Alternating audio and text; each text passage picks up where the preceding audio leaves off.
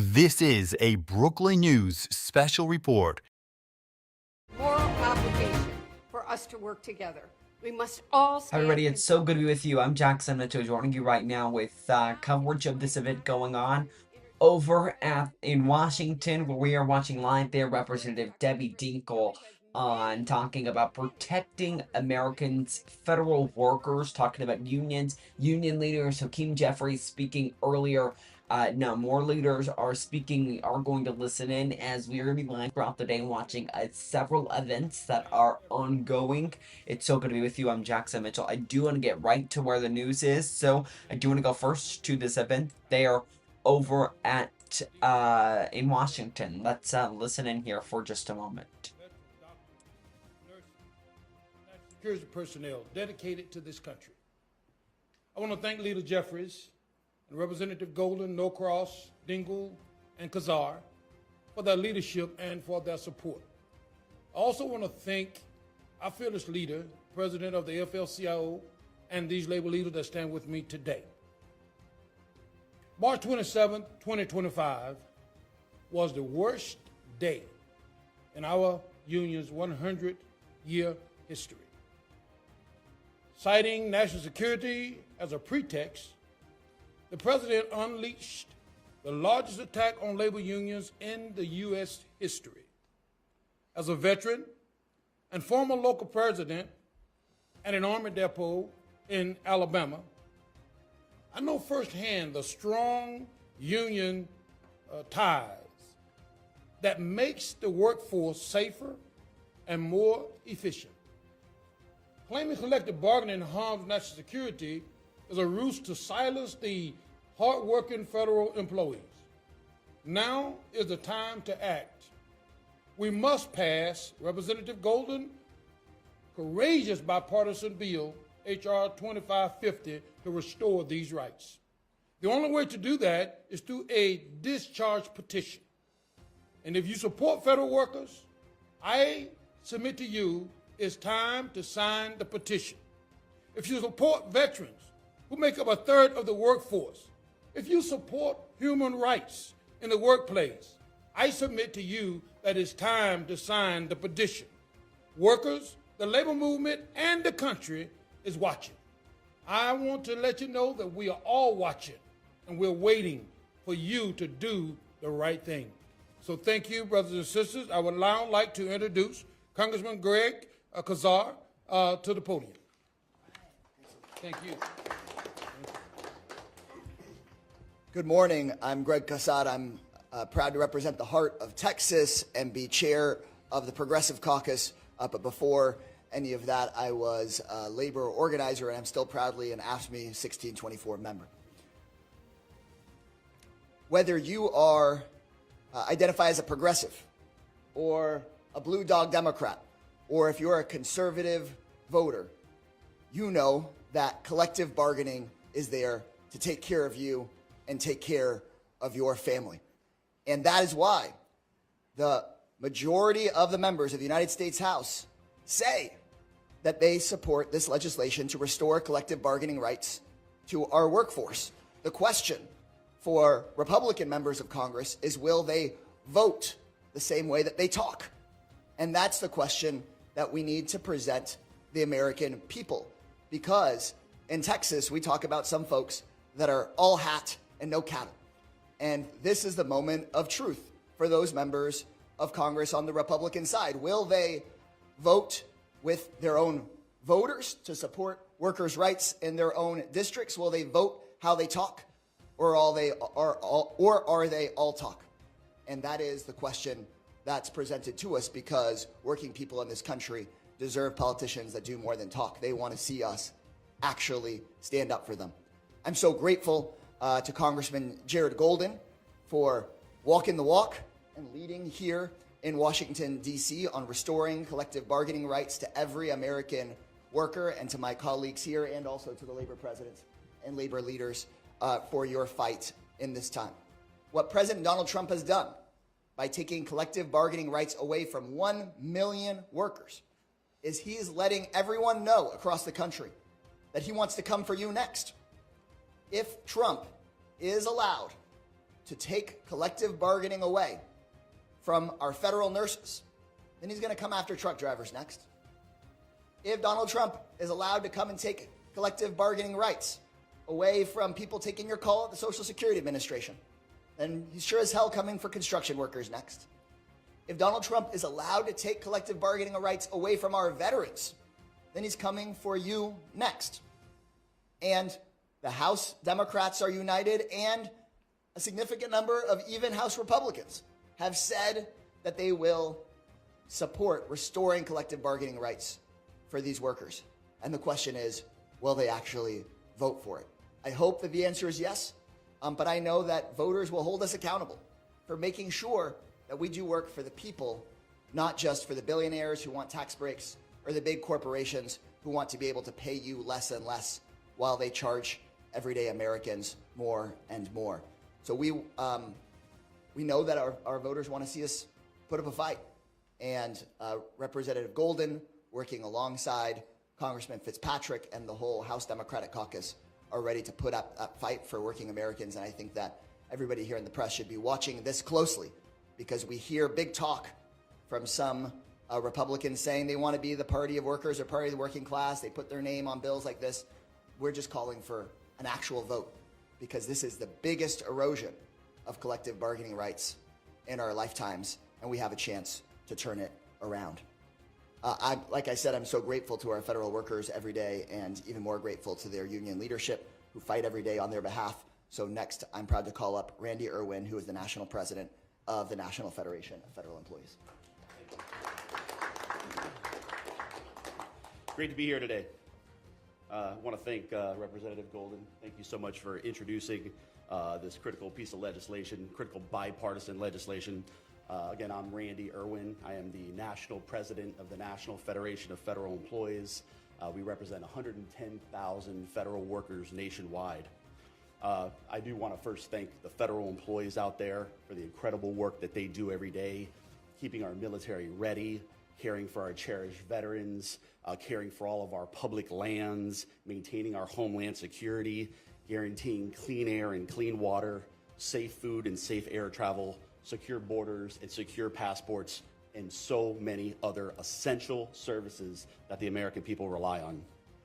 So NEFI is extremely proud to support the bipartisan Protect America's Workforce Act, a critical piece of legislation that would restore collective bargaining rights to approximately 1 million civilian federal workers. The executive order signed on March 27th that aimed to eliminate collective bargaining at 18 federal agencies was the biggest assault on collective bargaining rights that we have ever seen in this country. Ever. Not just our lifetimes, the whole ever. It's union busting. It's union busting, plain and simple, on a level that we have never seen in this country. But let me tell you something. Collective bargaining in the federal sector is not a threat to national security. That idea is preposterous. It never has been. It never will be. We have more than 60 years of bargaining in the federal sector that prove that. And that is why the statutory right of federal employees to bargain must unequivocally be restored, and done so immediately. And that is what this legislation is all about. And I am so proud that members of Congress, working in true bipartisan fashion, took immediate action after this executive order was signed to draft legislation to keep this egregious executive order from going into effect. Bipartisan support has been built for this legislation, and we are now up to 222 co-sponsors, a solid bipartisan majority of the House of Representatives. How often can you say that about legislation in this day and age? Okay, virtually never. So the support for this legislation has been incredible. I want to say thank you to each and every member of Congress that co-sponsored this legislation. But now is the time to get this critical legislation moving forward. The American people support unions overwhelmingly. They do not want to see unions gutted, as this executive order attempts to do. And we cannot afford to wait. The stakes are truly too high. Our civil service has been stressed to an unprecedented degree. I hear from these folks every single day. And the critical services that they provide and that the American people rely on are at risk. And they will continue to be at risk as long as the assault on collective bargaining rights goes unchecked. And until Congress takes action, those rights, that assault on their rights has gone unchecked. So I call on every House member to sign this discharge petition today and reinforce the essential rights of working Americans that are protected by the Constitution. This isn't a partisan issue. If you support essential freedoms, sign this discharge petition today. And so now it is my great honor to introduce a great friend of labor and federal employees, Congressman Donald Norcross. Thank you for the introduction. Proud member of IBW 351 for my entire working career, and it's great to be here. Leaders Jeffries, and certainly want to take a moment to thank Jared Golden, not only for the legislation or the discharge position we're talking about now, but just 2 nights ago he voted to give back Department of Defense employees their vote when we passed it out of the NDAA to restore it. And that was very big, and we appreciate you leading that also. To Liz Schuler, who was my president back when I was the local president of the AFL-CIO, and to the international president. I'm an electrician by trade. I happen to do this because of one reason: workers in my district. I represented them as a business agent with the IBW, but then I represented them as a member of Congress, and I'm proud to do so. And one thing we knew is collective bargaining. The right to collective bargaining is essential in our world. We heard the biggest attack in the history of our country on organized labor by this administration, the biggest one that has ever happened, and then put it under the guise of national security. But it's okay that the workers who build the F-35, who build the destroyers in your district, are all represented by unions. That's the difference. That's the big lie that we continue to hear. That's why the NDAA amendment that we had to restore the right of workers for the Department of Defense passed in a bipartisan manner. And I want to thank all those members, both Democrats and Republicans, who voted for it. And it's a great setup for what we're talking about today, the discharge petition. We get to get 3 shots. You get to sign the petition, you get to sponsor legislation, and then you get to actually do what they're doing, and that's to vote for it.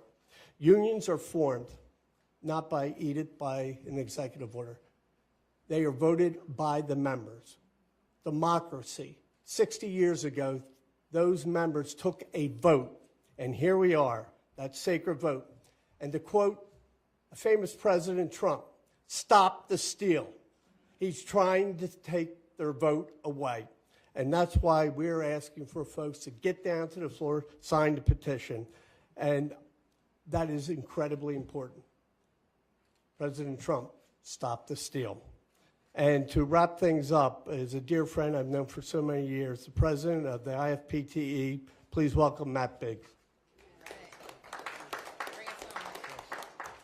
Congressman Norcross, thank you. We represent a lot, over 10,000 members in New Jersey. You're a great champion for our members and for workers, working Americans. Congresswoman Dingell, thanks for your leadership on the Labor Caucus. Huge union supporter, thank you. Congressman Kassar, thank you for your support as well. And Congressman Golden, I just want to thank you for leading the effort on this bill. IFPTE, we represent some 2,000 members at the Portsmouth Naval Shipyard, where Congressman Golden in his state of Maine. And those workers, when that executive order was signed, lost their collective bargaining rights like that. They didn't do anything to deserve it. I mean, they protect our national security.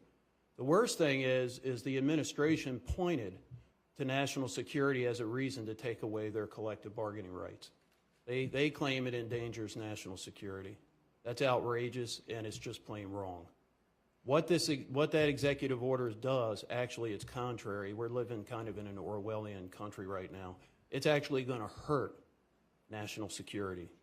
Unions in the federal sector work collaboratively. A lot of people don't know this. They work in partnership with management. We have labor management partnerships where we meet on a regular basis, at least we used to before the union buster in chief took office. We meet regularly to come up with efficiencies. We meet regularly to address safety issues. This happens in the Department of Defense more than anywhere else, maybe the VA too, but the Department of Defense probably more than anywhere else in the federal sector.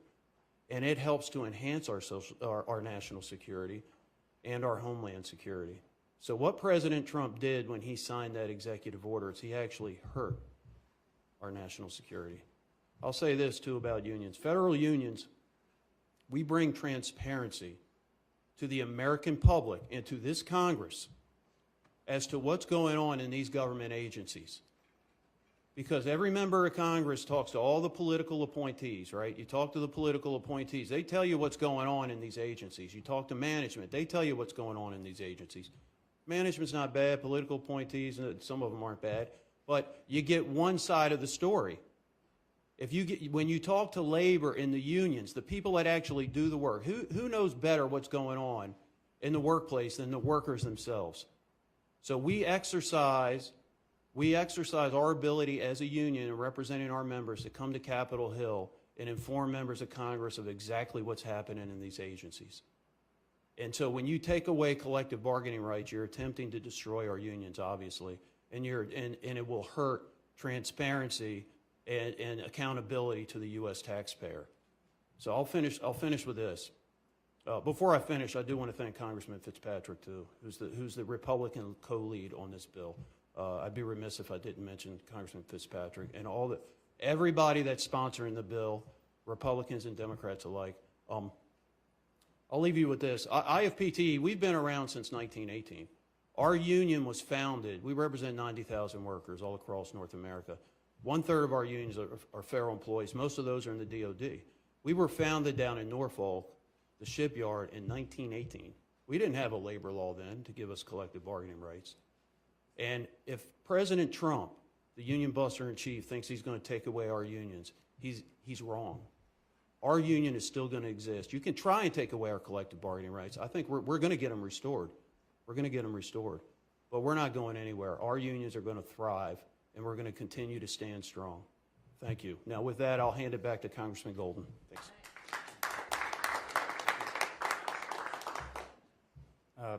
Mario, I'm going to let you choose who gets to ask questions. We're just going to take a couple of questions here. You've heard from all the speakers, you know, what it's all about, what's at stake, and what the strategy is here with the petition. So if you got questions about the bill or about the petition, we're happy to take them, and Mario will pick up.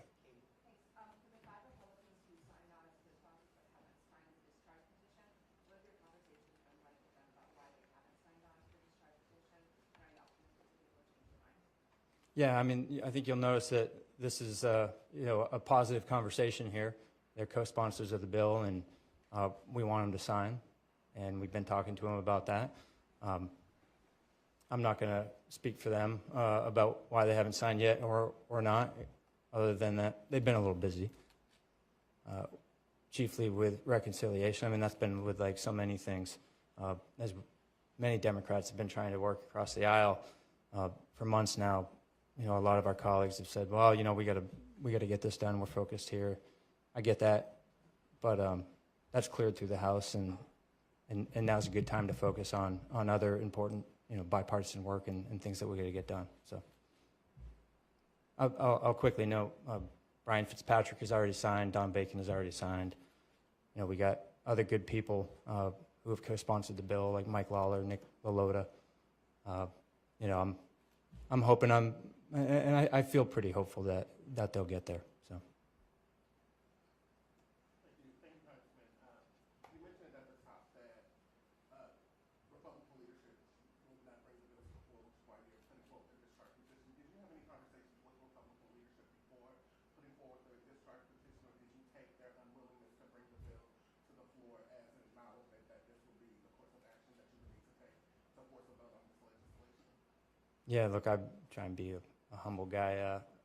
I don't know that the speaker, regularly meets with rank and file members, and particularly not those from the other side. So no, I have not spoken to Speaker Mike Johnson about it. But obviously, if this was a top priority for him, it'd be coming to the floor. But I'm confident that some of the Republicans, like Fitzpatrick, have definitely had those conversations. So we don't want to wait any longer here.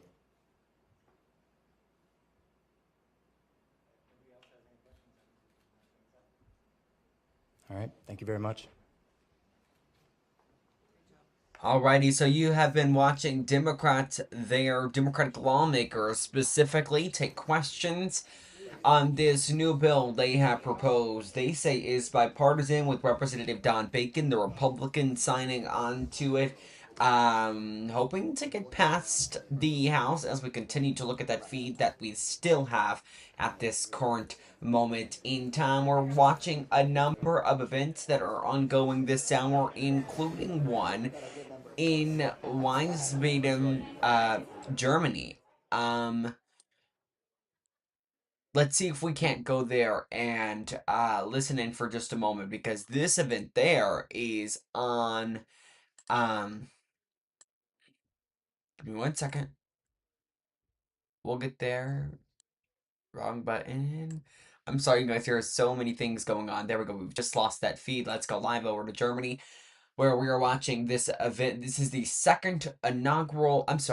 first, I believe, actually, inaugural event that the Army is holding. They've been talking for the last little bit, so let's listen in here for just a moment. They were talking about tactics and things of that nature earlier, just answering questions from the audience and things of that nature. So a lot going on. We'll listen to it all. Let's listen in right now, though. Level of complexity that's already been released. And so there's many examples out there. I won't use them specifically, but this causes a lot of friction and churn that I think could be avoided by essentially a whitelist of releasable technologies in target countries. When in major corporations that deal in hundreds of countries around the world, there's 214, I think. If I think of my time at General Motors, where we did export financing for a number of our dealers and distributors, we had by country payment terms, all sorts of different restrictions and allowances that each of our regional subsidiaries or our equivalent of COCOMs could operate under. And so that's just one simple example to suggest that I think having our partner nations informed, our embassy teams informed, our COCOMs and our industry informed of what is the art of the possible within different technology spaces, different demands for different countries, that would really speed us up so we don't embark on an FMS process and then stall when maybe another approach could be more appropriate. I think the last piece is COCOM involvement. I think there's a real disparity between COCOMs, and it can be personality dependent. And I'm not talking about the combatant commander. I'm talking about really the country teams and then down at the environmental leads with respect to what do they truly want for partner capacity, and how involved are they with those partners as they're deliberating on what systems to procure, and making the articulation clear with the partner countries as to what interoperability benefits they get from buying from U.S. Army sources of supply. So if that conversation happens up early, and the partner nation says, yeah, I want this capacity, but for a range of other reasons, U.S. Army, political, economic, what have you, we're going with this other source of supply. Boy, that would free up a whole lot of capacity within the FMS system, including industry investment, and let us focus on other targets. So again, I think it's designed for exportability, it's releasability, and COCOM involvement. I think those fine tunings would really help us increase the speed of FMS. Chris, appreciate that. And yes, as you said, when you're dealing with all the different countries, like you said, 114 countries, you end up with different standards across the countries, and you're trying to work through each one of those, and sometimes it can be very difficult, I know. So, Caesar, you talked about this. You buy an M1 tank, and you're looking at, and well, actually Chris ties into this also. I saw in the Warrior corner, your panel discussion, the panel discussion that was going on from the Fifth Corps that was talking about how the tanks are going to be procured, when you're going to integrate them, how you're buying ammunition initially, and then you're doing separate contracts for the field service reps and sustainment and all the other things. So when you start down the process of an FMS sale, typically you see, here's my total cost, and then now I'm thinking about the life cycle cost. So are there things in the FMS process that you think that could be adjusted to ensure that you really see exactly how much it's going to cost for long-term sustainment? So instead of buying the ammo, I think you're buying the initial ammo from the U.S. and then you're talking about doing your own production in Poland for the ammo for the tank. And what about spares and other capabilities? And when you talk about a tank, it's not you just buying a tank. You're going to buy the recovery vehicle that you need to ensure that you move, and all the test equipment, the training equipment, et cetera, et cetera. So how did you think through this whole long-term sustainment cost, and are there ways that the FMS process could adjust to lower that for you? Yeah, thank you very much. So the tank, so M1, it was from the beginning when we started the negotiation, the idea from the Polish government was to work closely with the vendor to build up the maintenance and sustainment capabilities in Poland. Historically, in country like Poland, medium size, 40 million population, we have ambition to do a lot of things by ourselves. And there's a few technology we believe we are pretty Alrighty, good. so we will do continue like to a monitor man-pass, this we do event the over in radars, and we Weinsbad in thought that we Germany. are I'm pretty good pretty at the sure I'm tanks. pronouncing that Unfortunately, correctly. we lost some But we do want to capabilities. turn to some other That's news why that we is thought from the ongoing this beginning hour, as the Senate Judiciary Committee is meeting on the missing persons database. You see there, Sheldon Whitehouse, the Democrat, speaking. I do want to listen in here, of course, to what he's saying over at the U.S. Senate. So let's go live now to the Senate Judiciary Committee now meeting on this missing persons database. By the majority. Instead, he hid behind vague claims, not privilege assertions, vague claims of inappropriateness or things not being public or failures to recall. Just to remind, attorney-client privilege and deliberative process privilege, even if they pertained here, do not apply to administrative decisions within a department, and deliberative process, indeed any executive privilege, does not apply where the allegation is misconduct. Again, from my report with Senator Kennedy, quoting the D.C. Circuit Court of Appeals, the privilege disappears altogether when there is any reason to believe government misconduct occurred. We have enormous reason to believe that this individual, now a nominee, participated in government misconduct. The only executive privilege that Congress does recognize requires some proximity to the president. It is not applicable in ordinary agency administration, and the president must invoke it according to the Reagan memo. None of that took place under the blanket authorization to refuse to answer. We are dealing here with a nominee's attempts from a very high position in the Department of Justice to cook up a fake criminal investigation and to use an existing criminal case for political leverage over an elected official with too many accompanying violations of DOJ rules and practices to count. And we can't even get answers? The result was a hearing that more resembled a rackets hearing from The Godfather than a nomination hearing for a Circuit Court of Appeals judgeship. Throw in the Attorney General and Deputy showing up in person to give Republicans in this committee the eyeball, and the resemblance gets worse. Hearing by hearing, month by month, the bar is lowered and lowered and lowered for our constitutional advice and consent oversight. Now to the point where a witness can say, I don't recall, and it would be inappropriate, and that's not public to any question, no matter how bad the behavior, no matter how good the corroboration, and get away with it. Even with multiple credible, backstopped allegations of prosecutive misconduct by this individual before us, we are become a partisan rubber stamp.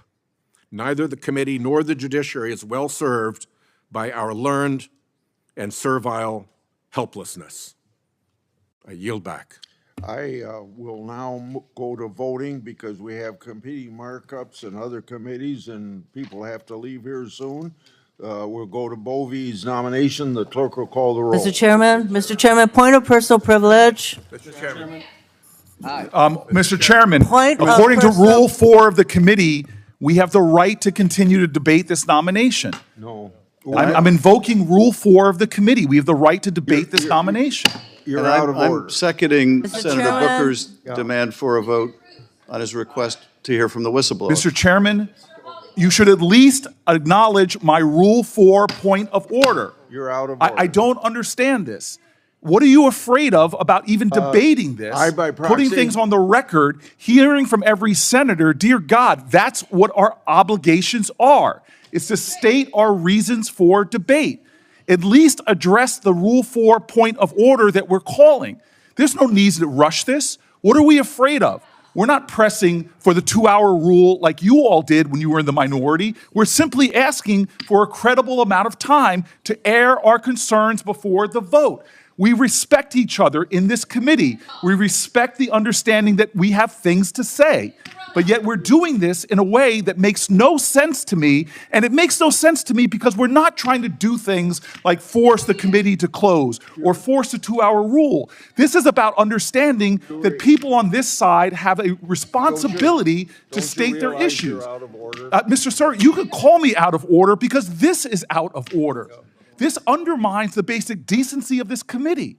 Yes, maybe overrule a Rule 4, but at least address the Rule 4 point of order that senators were elected to debate issues and debate nominees.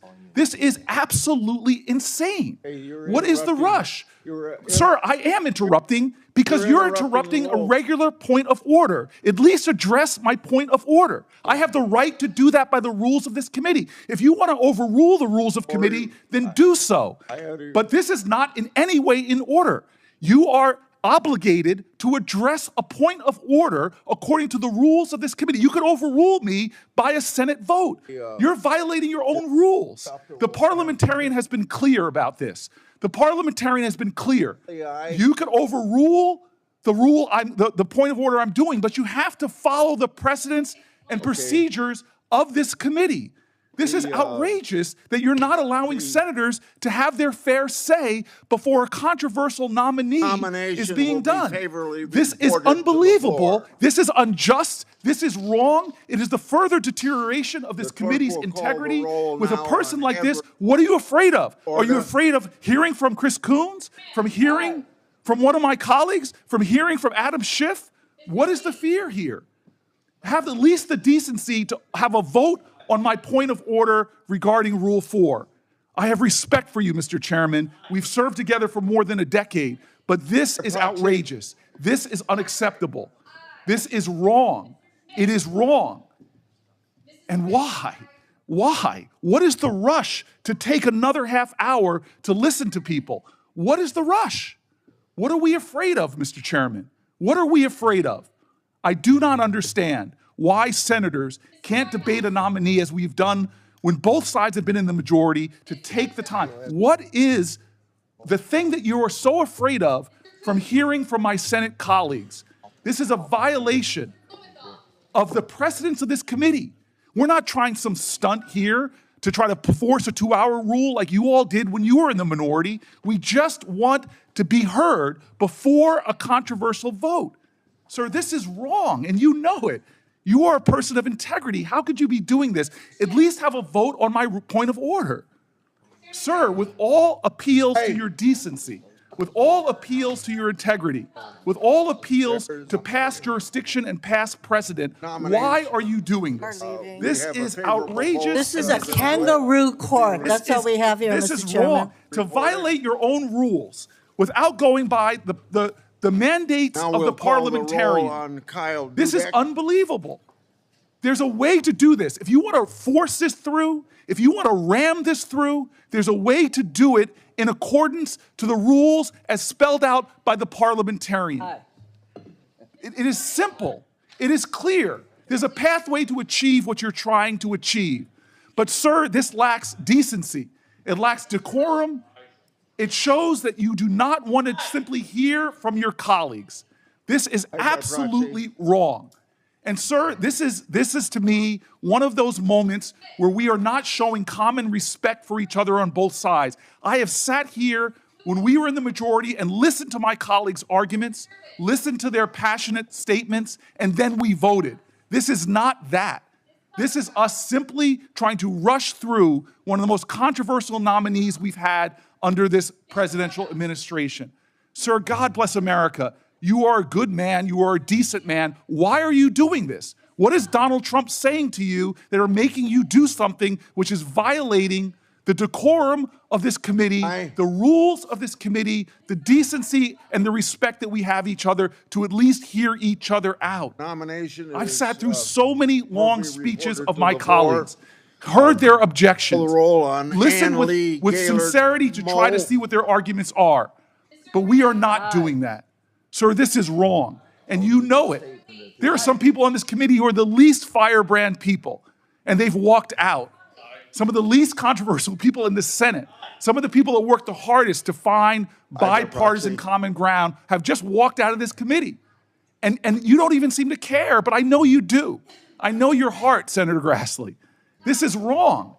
I know the kind of person you are, and you know this is wrong. This is not necessary. What is another half an hour to allow senators to be heard? It's what the Constitution mandates. It's the ideals of the United States Senate. The world's most deliberative body should take a decent amount of time to deliberate. But here we're not doing that. Here we are jamming this through with some sense of false urgency. It's one thing not to hear from whistleblowers. It's another thing not to hold another hearing. But to not even allow my colleagues to have their moment to speak against this justice is just wrong. And I know you know this. I know you know this.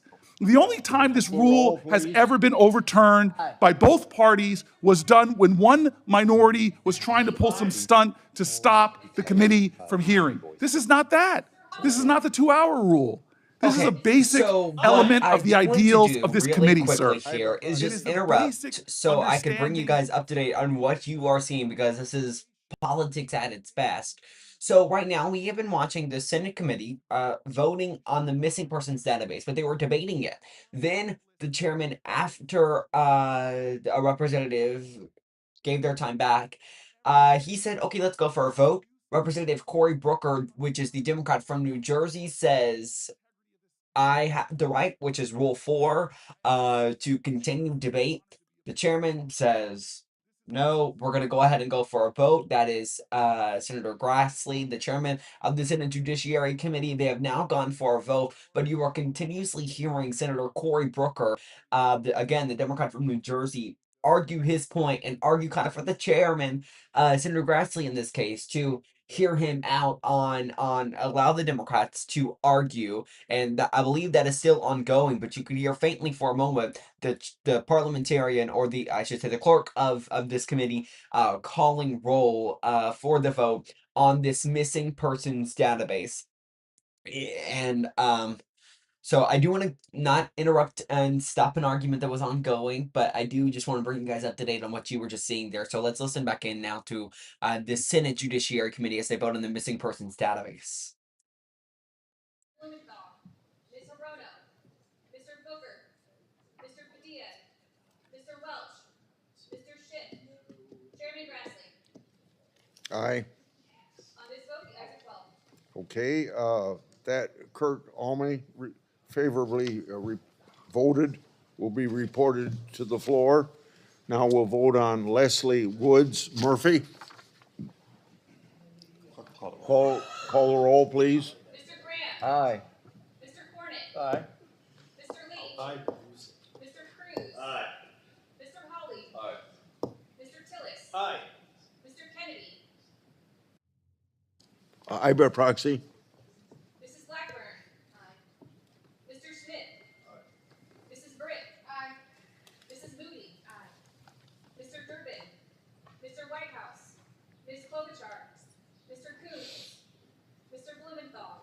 Okay, so it appears as if that has since stopped, and we are no longer hearing. Aye. On this vote, the ayes are 12. Yeah, the ayes have it. Senator Nomination would be Booker there. favorably Give me a reported. second. Let me pull Now we something go up. to nominee for Jean Perrell. The clerk will call the roll. So, number of nominations being voted for by that Senate committee. I do want to note, it's not only the Senate that we are watching at this hour, we are also watching Mr. Kennedy. Aye by proxy. Mrs. Blackburn. Aye. Mr. Schmidt. Aye. Mrs. Britt. other nominations or other business, I should say, ongoing. Let's go over and look here. There goes right there. There is the House of Representatives as they are conducting business. See some arguments going on there. That has been occurring since this morning. We were watching there in the Senate. Now we're looking live at the House The nomination will be favorably reported to the of floor. The last one Representatives, is- where that No, is I'm all sorry. Eric ongoing. Siebert, We're also watching this event clerk will call the over. We can, I believe we can. Mr. Cornyn. Aye. Give me just a moment. We're also watching this event over in Mr. Tillis. Mr. Kennedy. Oh, aye by proxy. Mrs. Blackburn. Aye. Mr. Schmidt. Aye. Mrs. Britt. Aye. Mrs. Moody. I should say over in Wiesbaden, Germany. So we have been watching that throughout the last little bit as well there. So many events that are ongoing at this hour. We are going to listen into all of them, give everybody a little bit of airtime here. As you're kind of watching something new we've been doing, Brookland News Live, where we are kind of covering events that are ongoing throughout the day. We do have a press briefing coming from the Department of State. Over at 1 p.m. It's only 9:34 a.m., so still a lot of time to go. Then we have this White House press briefing coming at 12 p.m. So we are going to be watching for that as well, all right here on Brookland News Live. We are going to sneak in a quick little break here as our coverage never stops. Actually, we are not going to sneak in a break due to an issue quickly here. So let's go ahead, and what we'll do here, we will listen back in over to the Senate committee that has been voting on a few nominees. You see, many people have walked now out of the committee, but we'll keep listening in here. This is live. Let me turn the volume back up. Aye. On this vote, the ayes are 12. That'll be favorably reported. Before you disband, I'd like to have everybody that's here know that what happened here today is no different than when Democrats cut off debate on Judge Kashubi and Judge Lee against Republican protests to continue debate in November of 2023. In that markup, Senator Blackburn and others were not offered an opportunity to speak on those nominees, and Chairman Durbin ordered the vote, just like the obstruction we saw here. I ordered the vote this time. So if you'll spread that word that this is not unprecedented, either the actions of the minority walking away or what we did here as a majority. It's happened before, and we have to move things along. And I thank everybody for participating. Meeting adjourned. Alrighty, so you saw Senator Grassley there kind of reaffirming, saying that Democrats have done that when the Republicans were the majority at the time. So that is him saying that it was not necessarily unprecedented for something of this nature to have occurred there, and that is what we saw there today. So still a lot of news to come here. We are going to sneak in a quick break, though. You have been watching Brookland News Live, and we're a little into in here, but we'll be back here in just a few moments. You're watching Brookland News Live on this Thursday.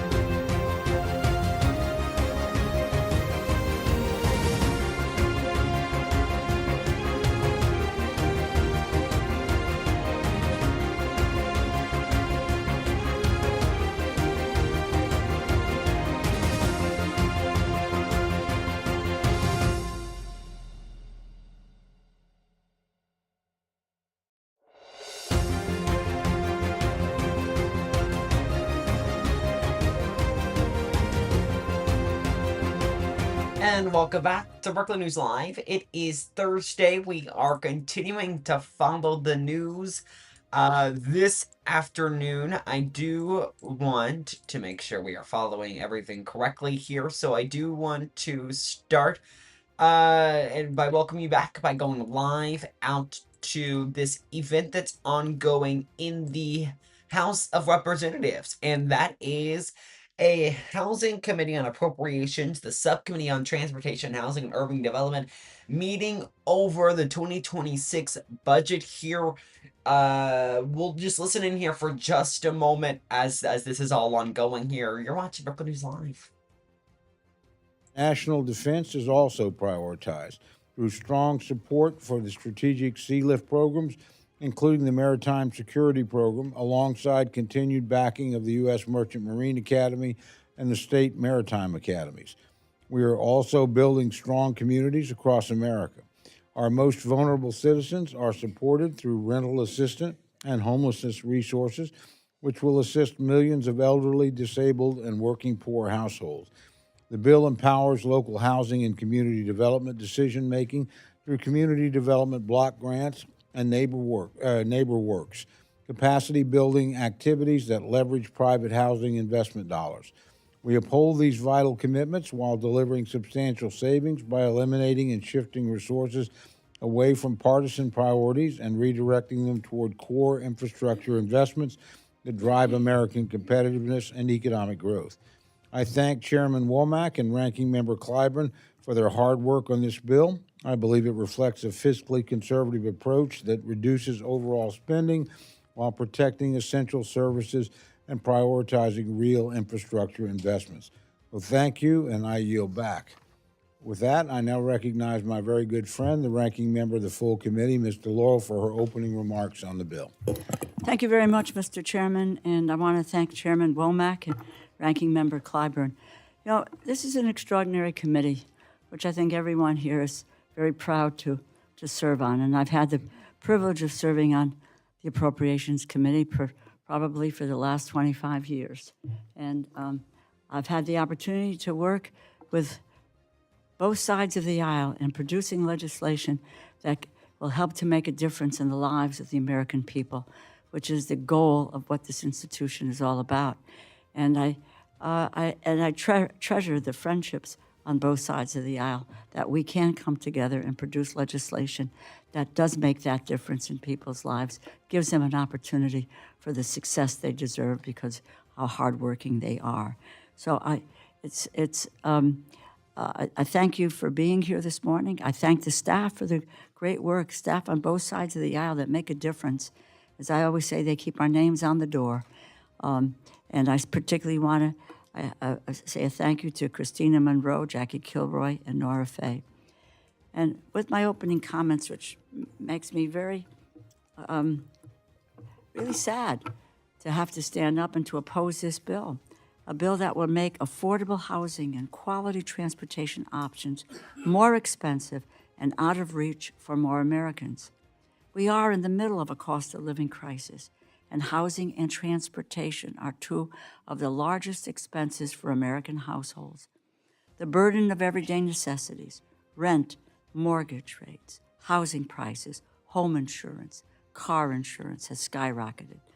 Americans are desperate for help with housing and transportation costs.